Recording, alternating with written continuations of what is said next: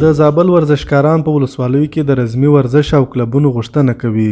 د زابل د یو شمېر ولسوالیو ورزشکاران په یادو ولسوالیو کې د رزمي ورزش اړوند د کلبونو او سیالیو جوړېدو غوښتنه کوي. د زابل د شاجوی ولسوالۍ ورزشکاران چې د جلا نیوز سره خبرې کولې زیاته کړه چې د ورزش وده د نشهیي توکو په وړاندې د مبارزې ښه لار ده او باید په دې برخه کې کار وسي.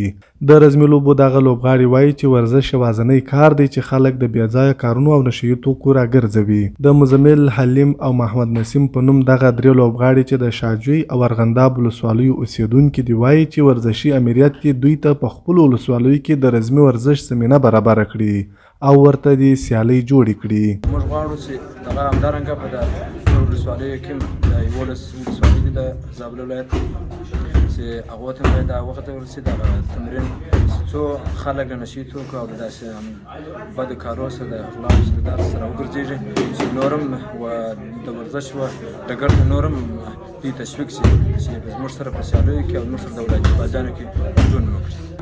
غوښتنه مې دا ده چې دا ورزش باید ولسوالیو ته هم وغځول سي تر څو په ولسوالیو کې هم ورزش ته زمینه برابره سي او دوی ته دا موقع برابره سي تر څو دوی ورزش وکړي او فایټونه او داسې نور مسابقې ترسره کړي. خو زما د خپلو مشرانو سره همدا غوښتنه ده تر څو د ورزش زمینه د نورو ولسوالیو ته هم وغځوي تر څو هلته هم ځوانان له نشهیي توکو او دوست څخه په امن کې سي. موږ د امریت څخه دا غوښتنه ده چې په ولسوالیو کې داسې کلبونه نشته چې مسابقې جوړې کړو، باید د ځای ورې فایټران ولاړ شي، د هغه ځای د ځای ته راشي او فایټونه ترسره شي. بل پلو د زابل د بدني روزنې او ورزش امریت چارواکي بیا وایي چې د زابل په ټولو ولسوالیو کې یو شمېر ورزشي فدراسیونونه فعال دي او وخت پر وخت ورته لوبې برابروي. د زابل د بدني روزنې او ورزش امیر استاد احمد غلامي زیاتوي چې په ولسوالیو کې ټول ورزشکاران له دوی سره رسمي ثبت لري او وخت په وخت یې له فعالیتونو لیدنه کوي.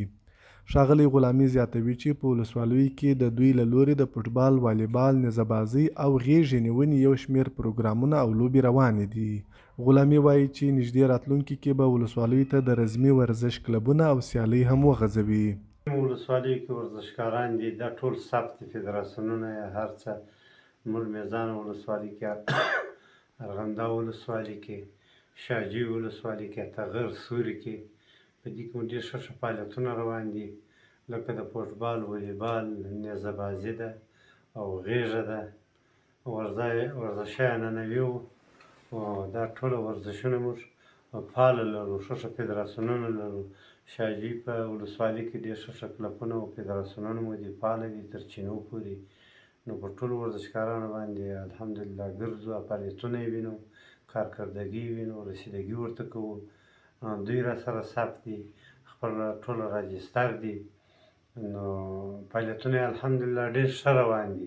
د یادونې وړ ده چې د زابل په مرکز کلات او شاجوی ولسوالیو کې د 21 په شاوخوا کې ورزشي کلبونه فعالیت لري چې پکښې زرګونه زابلي ځوانان په ورزش او لوبو بوخت دي.